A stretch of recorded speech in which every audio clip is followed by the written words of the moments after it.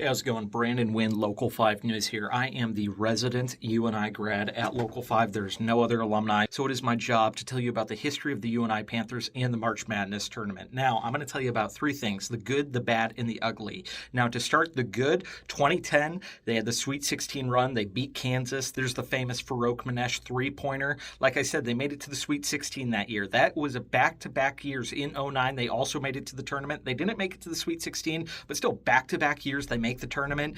Second year, they make the Sweet 16, so that's the good. The bad: the last time the Panthers were in March Madness was 2016. They won their first game on a buzzer beater versus Texas. That was a huge game for them, very famous in program history. But the second game against Texas A&M, 30 seconds left in the game, they are up by 12. They choke that 12-point lead. They lose in double overtime to Texas A&M. That would have been, if they won that game, their second trip to the Sweet 16, but they choked that lead. That's kind of the bad of the situation. Now, the ugly is they haven't been to the tournament in 10 years. They've been close a couple of times. I remember my freshman year, they also made it to the Arch Madness finals, but they couldn't close the deal. But this is the first time in 10 years they're making the tournament. Gone are the days of LeBron James telling Northern Iowa they need to quit basketball. Yes, that actually did happen. That is a thing that he said in response to that Texas A&M game. That's no longer the case. It's a fresh start. We can go for a run. This could be a great Cinderella story. Stay tuned.